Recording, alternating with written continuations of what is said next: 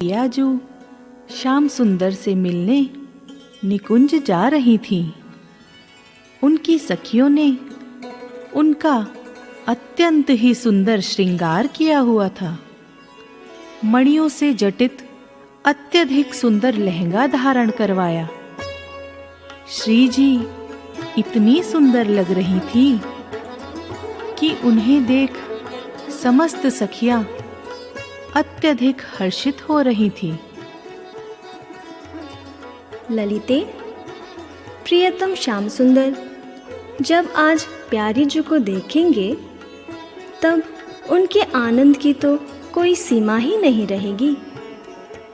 हाँ सखी, तेरी बात पूर्णतः सत्य है। सभी सखियां श्री जी के पीछे पीछे चल रही थीं एवं उनके परम पावन नाम का गुणगान कर रही थीं। श्री राधा रानी की जय हो, अलबेली सरकार की जय हो। सखियों, देखो, आज ऐसा प्रतीत हो रहा है मानो निकुंज में उपस्थित समस्त जड़ जंगम श्री प्रियाजू के समीप आने के लिए आपस में होड़ कर रहे हैं।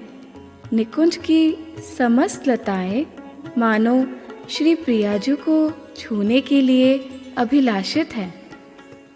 हाँ सखी, जहाँ जहाँ श्री जी के चरण पड़ रहे हैं वहाँ के रजकण मणियों की भांति चमक उठ रहे हैं।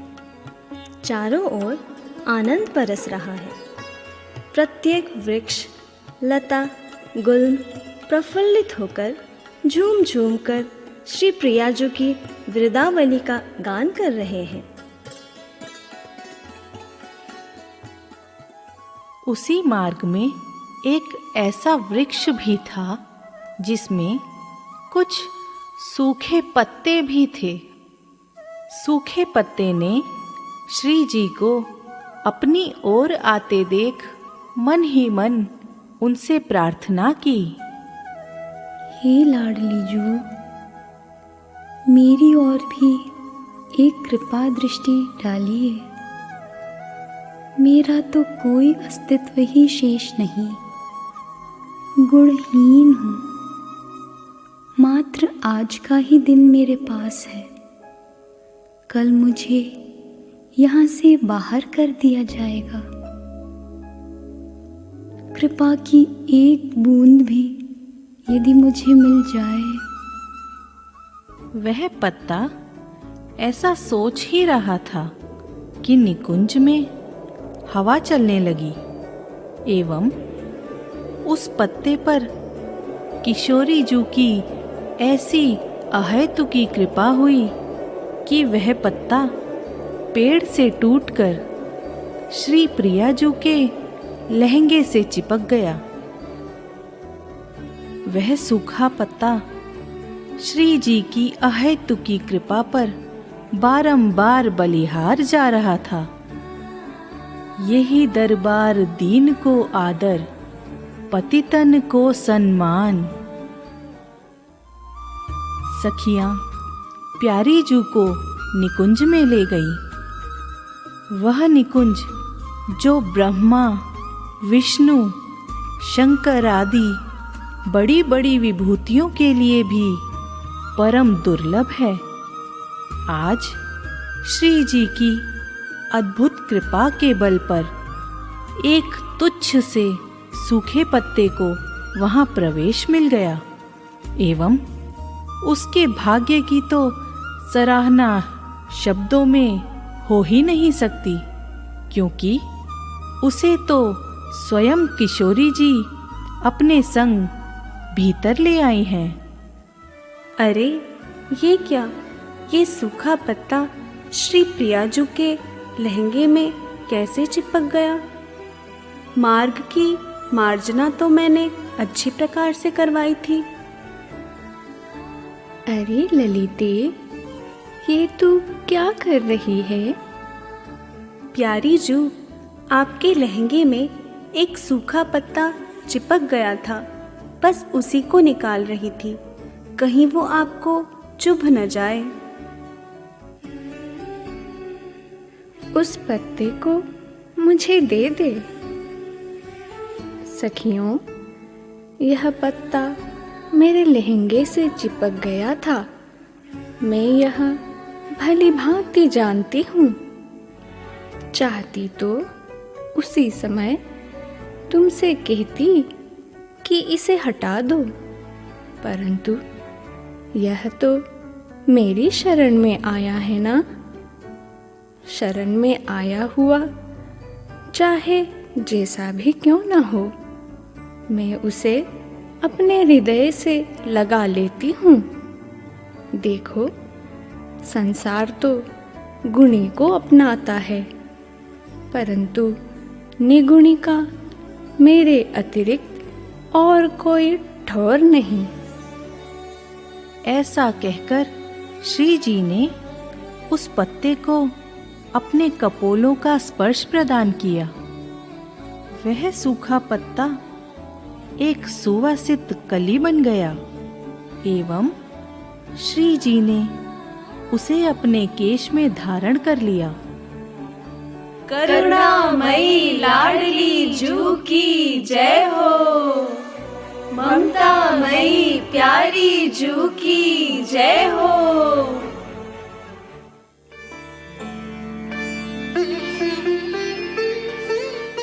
हे वृषभानुसुते, आप तो अनंत करुणा का भंडार हो।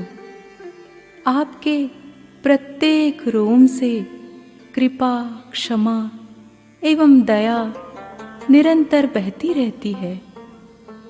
चाहे कोई कितना ही बड़ा अधम ही क्यों न हो, सच्चे हृदय से आपके शरणापन्न हो जाए तो आप उसे अपने प्राणों के समान संभाल कर रखती हो।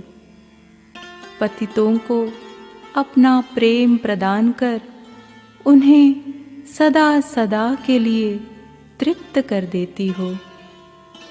जगत मुझे कृपालु कहता है, परंतु वास्तविकता तो यह है कि मैं तो निर्मल को अपनाता हूँ एवं आप पतितों को। मैं तो आपकी कृपा प्राप्त कर कृपा करता हूँ। यथार्थ में कृपालु तो एकमात्र आप ही हैं। परम कृपालु सरकार की जय हो।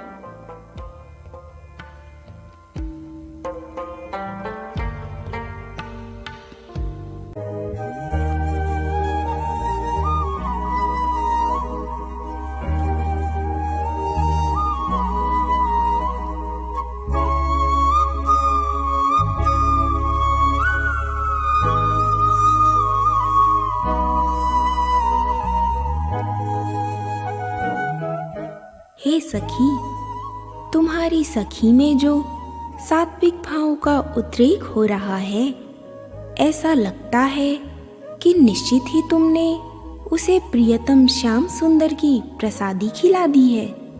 रसराज श्री कृष्ण की प्रसादी खाने से ही उसमें श्री कृष्ण विषयक रति उत्पन्न हो गई है। इसे देखकर मुझे ऐसा भान हो रहा है। क्यों, ऐसा ही है ना?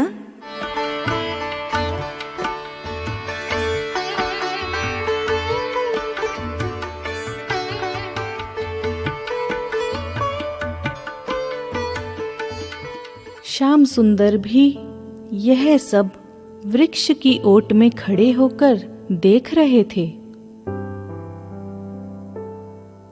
ये ब्रज सुंदरियां भी कितनी भोली हैं। इस भेद को तो ये समझ ही नहीं पाई कि जो मेरी प्राण प्रिया श्री लाडली जू के प्रति एक निष्ठ भाव रखते हैं, वे ही मुझे सर्वाधिक प्रिय हैं। ऐसा सोच उन्होंने एक लीला रचने का निश्चय किया।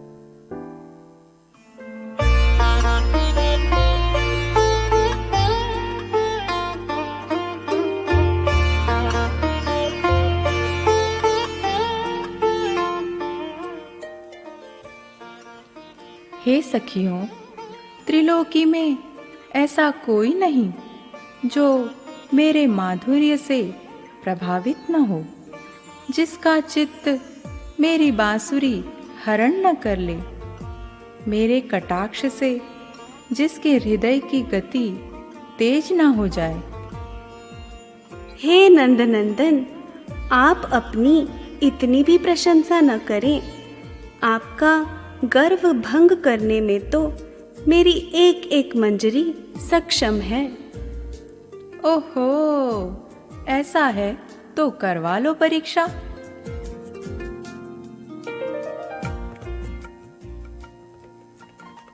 ये लो ललिते, इसे अपनी किसी भी मंजरी को दे दो। तुम तो जानती हो, त्रिलोकी में देव मनुष्य आदि ऐसी कोई कन्या नहीं जिसके हृदय में मेरा चर्वित तांबुल रति उत्पन्न न कर दे। आज तुम्हारी मंजरी की परीक्षा हो जाए। प्रियाजू एवं मैं वृक्ष की ओर से सब कुछ देखेंगे।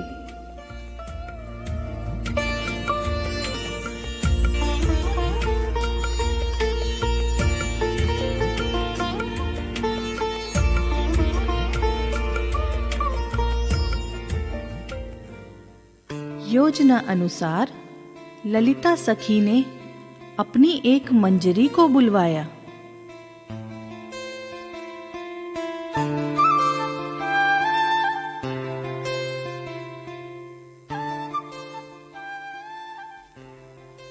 सखी, ये तांबुल तुम्हारे लिए है, इसे पा लो।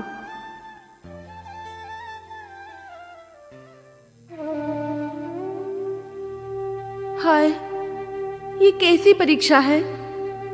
हे स्वामिनी जू, आज किस अपराध से आपके अधरामृत से वंचित रहना पड़ रहा है?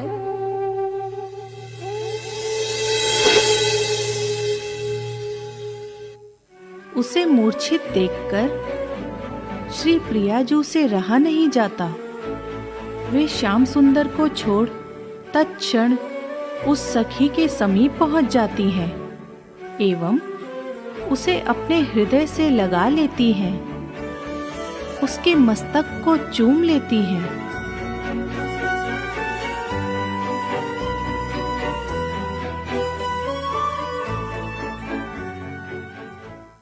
देखा ललिते, मेरा माधुर्य यह सह नहीं पाई एवं सात्विक भाव ग्रस्त होकर मूर्छित हो गई। हे प्यारे, रति तो अवश्य ही उत्पन्न हुई है इसके हृदय में। आपका अधरामृत अमोघ है, परंतु फल भिन्न है। आपके तांबुल ने इसके हृदय में राधा दास्य को सुतीव्र कर दिया। ये अपने रोम रोम से आज आपका परम भेद खोल रही है। आपने आज यह लीला इसी कारण से ही तो रची थी, क्योंकि आप जगत को यह जनाना चाहते थे कि आपके हृदय की प्रत्येक धड़कन राधे राधे कहती है। जिह्वा पूरे समय उन करुणामयी का नाम रटती रहती है।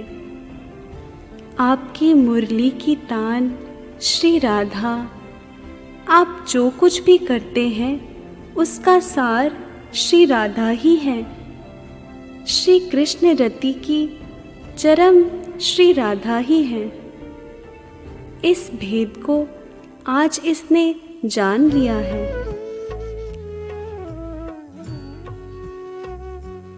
सखी, तेरे हृदय के भावों को देख मैं अत्यंत प्रसन्न हूँ। मांगो, क्या मांगती हो? हे राधा रानी, हे श्याम सुंदर, आप दोनों ही मेरे प्राण हैं। आप दोनों की सेवा ही मेरा एकमात्र पुरस्कार है। आपकी प्रसन्नता ही मेरी निधि है। इसके अतिरिक्त अन्य कोई वर मुझे नहीं चाहिए। मोहि स्वामिनी अपनी मान रे, मोहि स्वामिनी अपनी मान रे। तुम्हारे चरण कमल कहाँ ध्यावत, गावत नित गुणगान रे। मोहि खाय कृपालु जाऊं बलि कबहूँ कर, जूठन मुख के पान रे। मोहि स्वामिनी अपनी मान